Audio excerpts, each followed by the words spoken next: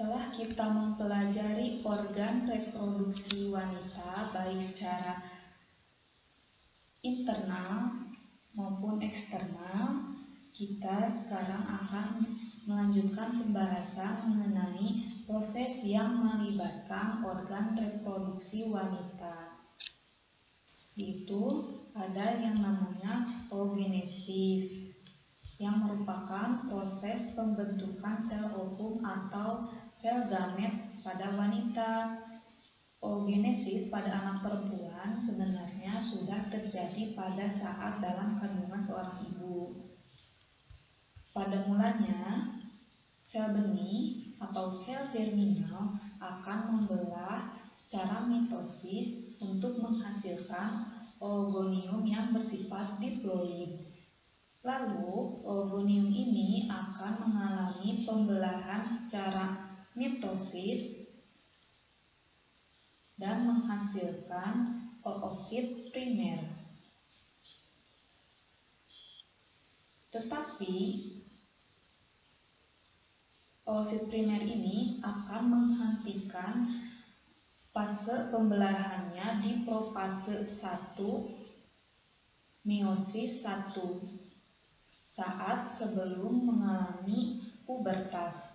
Jadi sebenarnya yang dibawa sejak lahir oleh wanita bukan ovum tetapi oosit primer. Maka dapat dikatakan seorang wanita sudah membawa persediaan oosit primer untuk seumur hidupnya sekitar 1-2 juta oosit primer. Lalu pada saat masa pubertas, hormon FSH atau follicle stimulating hormone akan merangsang sejumlah folikel. Folikel ini merupakan kantung-kantung kecil yang ada di dalam ovarium untuk melanjutkan pertumbuhan dan perkembangan. Tetapi hanya satu folikel yang matang yang dapat terpilih untuk menuntaskan yang namanya pembelahan meiosis 1. Jika terpilih, maka oosit primer akan menyelesaikan meiosis 1 dan memulai meiosis 2.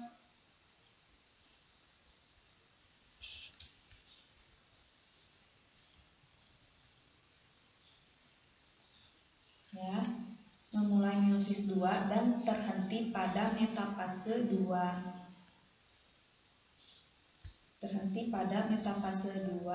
Sehingga menghasilkan yang namanya 2 sel yang haploid 1N, 1N.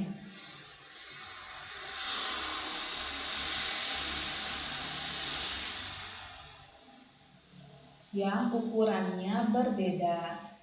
Yang satu selnya berukuran lebih kecil yang dinamakan badan polar. Badan polar ini nantinya akan mengalami degenerasi. Sedangkan sel ini, sel yang ini ukurannya lebih besar, yaitu oosit sekunder. Oosit sekunder ini nantinya akan dilepaskan saat terjadi yang namanya ovulasi. Jadi, yang dilepaskan saat ovulasi sebenarnya bukan ovum tetapi oosit sekunder.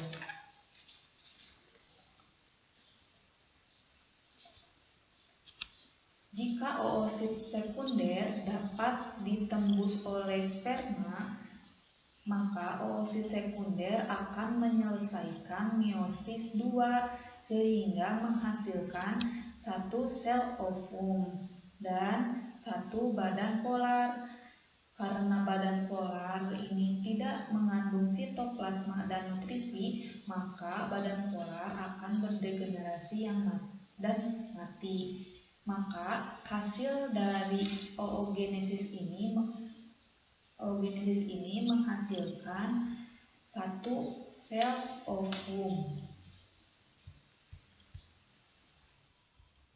Tadi kita sudah membahas mengenai oogenesis. Pada oogenesis tadi dijelaskan bahwa oosit sekunder akan dilepaskan saat terjadi yang namanya ovulasi. Nah, oosit sekunder yang diopulasikan dari ovarium itu dilindungi oleh beberapa lapisan. Maka dari itu kita akan membahas mengenai struktur dari oosit sekunder.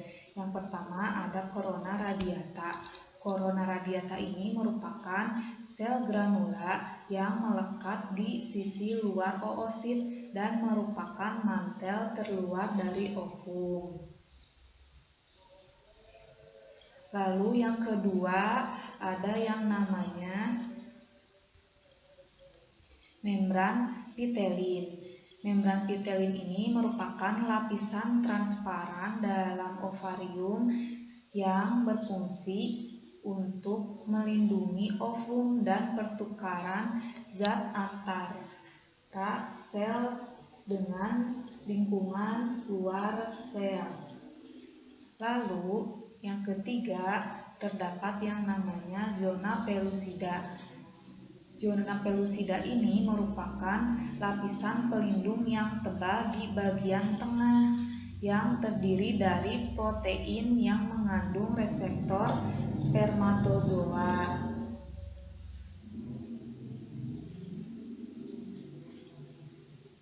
Jadi pada zona pellucida ini terjadi yang namanya pengikatan sperma selama pembuahan dan mencegah lebih dari satu sperma yang memasuki sel telur. Tadi kita sudah membahas proses reproduksi yang melibatkan organ reproduksi wanita, yaitu oogenesis. Nah, sekarang kita lanjutkan proses reproduksi yang melibatkan organ reproduksi wanita. Yang kedua itu ada menstruasi. Namun sebelum kita mempelajari bagaimana terjadinya menstruasi, kita terlebih dahulu harus mengetahui hormon yang terlibat pada siklus menstruasi. Yang pertama ada hormon yang dihasilkan dari hipofisis dan yang kedua ada hormon yang dihasilkan dari ovarium. Hormon yang dihasilkan hipofisis yang pertama ada follicle stimulating hormone atau FSH. FSH ini berfungsi untuk memacu pertumbuhan folikel yang ditemukan pada ovarium. Jadi FSH dikeluarkan dari hipofisis atau yang kita kenal pituitari masuk ke pembuluh darah. Lalu yang menjadi sel targetnya adalah ovarium. Maka ketika sudah masuk ke bagian ovarium akan memacu pertumbuhan folikel dan memacu estrogen. Jadi estrogen ini dihasilkan dari pertumbuhan folikel di ovarium. Lalu yang kedua ada luteinizing hormone atau LH yang memacu ovulasi, memacu terjadinya ovulasi. Ovulasi ini merupakan pelepasan oosit sekunder dari ovarium. Lalu folikel yang mengeluarkan estrogen tadi di sini, folikel yang mengeluarkan estrogen tadi akan melepaskan oosit sekunder. Folikel yang ditinggalkan oleh oosit sekunder atau corpus luteum akan mengeluarkan hormon yaitu progesteron. Nah, jadi LH ini berfungsi untuk memacu ovulasi dan sekresi progesteron yang dihasilkan dari corpus luteum. Selanjutnya yang kedua ada hormon yang dihasilkan ovarium. Yang pertama ada estrogen. Estrogen ini berfungsi untuk menebalkan endometrium atau memacu penebalan endometrium. Jadi dihasilkan dari folikel di ovarium, tetapi akan mempengaruhi organ reproduksi lainnya seperti uterus. ya. Selanjutnya fungsi yang kedua itu mendorong lapisan mukosa pada seluruh organ reproduksi, tetapi hal ini dapat menghambat FSH dan memicu LH.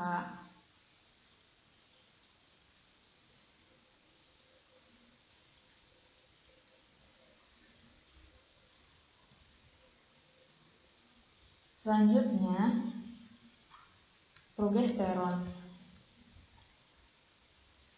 Progesteron ini memelihara penebalan endometrium setelah terjadinya ovulasi dan menghambat LH.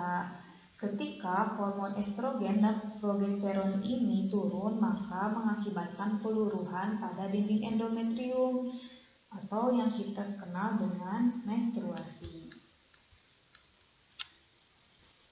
Sekarang kita akan mencoba membahas mengenai proses siklus menstruasi. Pertama, kita perhatikan dulu gambar. Yang pertama, di sini ada hormon hipofisis. Hormon hipofisis ini, perhatikan yang berwarna merah, terdapat kadar FSH. FSH ini nantinya akan mengalami peningkatan yang fungsinya untuk memicu pertumbuhan dari folikel. Kemudian pada saat FSH ini dikeluarkan, maka folikel akan mengalami pertumbuhan. Kemudian saat terjadi pertumbuhan folikel, kita lihat kadar hormon estrogen pada ovarium ya. Di sini akan dikeluarkan dan jumlahnya semakin meningkat. Maka di gambar kedua ini kadar estrogen akan terus meningkat, tetapi perhatikan pada kadar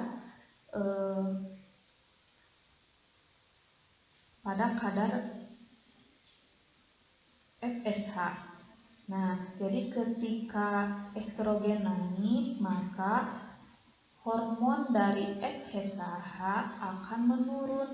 Ini akibat dari feedback balik negatif estrogen. Jadi makin tinggi kadar estrogen, maka FSH akan semakin menurun. Lalu estrogen ini nantinya berfungsi untuk memacu LH. Maka kadar LH akan meninggi ketika estrogen juga meninggi. Kurang lebih ini terjadi pada 1 hari sebelum ovulasi terjadi. Lalu ketika kadar estrogen tinggi, LH akan naik sehari sebelum ovulasi. Setelah LH meninggi, maka akan turun kembali atau menurun kembali. Pada saat penurunan LH, maka terjadi yang namanya proses ovulasi atau pelepasan sel telur. Kemudian setelah terjadi ovulasi, maka yang akan terjadi selanjutnya adalah progesteron akan meningkat. Progesteron ini berfungsi untuk memelihara penebalan endometrium setelah terjadi ovulasi dan menghambat pertumbuhan dari LH.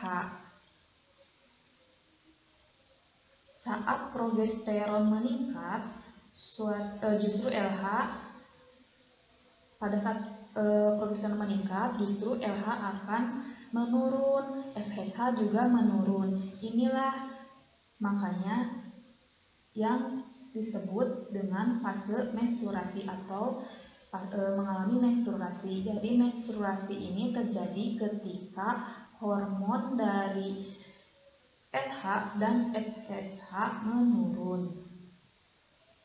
Lalu kita perhatikan pada gambar folikel. Folikel primer ini dipacu oleh yang namanya hormon FSH yang mengalami pertumbuhan dari mulai folikel primer sampai mengalami pematangan atau kita sebut dengan folikel de Graaff. Folikel de Graaff ini merupakan folikel yang matang. Lalu kemudian folikel de Graaff ini akan mengalami ovulasi. Berarti ovulasi ini dipacu oleh yang namanya hormon LH. Setelah oosit sekunder akan menuju tuba Fallopi dan menuju uterus, maka folikel de Graaff ini akan berubah menjadi corpus luteum. Corpus luteum inilah yang nantinya akan menghasilkan hormon progesteron yang berpengaruh pada endometrium, dan nantinya corpus luteum ini akan berubah menjadi yang lebih kecil atau kita sebut dengan corpus albicans.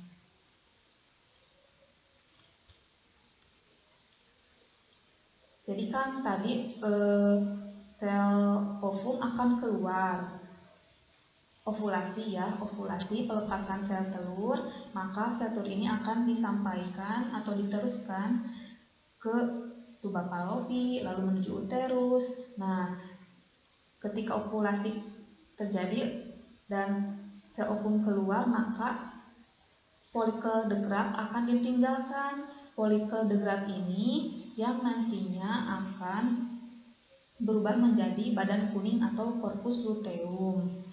Lalu corpus luteum inilah yang nantinya akan menghasilkan hormon progesteron yang berpengaruh pada endometrium. Lalu nantinya akan berubah menjadi bagian yang lebih kecil atau yang kita sebut dengan corpus albicans. Lalu kita perhatikan pada siklus menstruasi pada endometrium.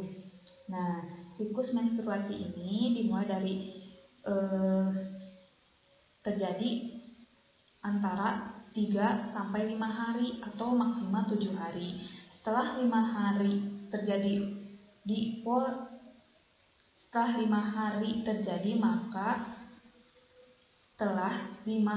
terjadi siklus menstruasi, maka akan mengalami yang namanya fase proliferasi. Proliferasi ini berarti terjadi pertumbuhan endometrium yang dipengaruhi oleh estrogen, berlangsung kurang lebih selama 14 hari. Nah, di hari ke-14 maka terjadi yang namanya ovulasi.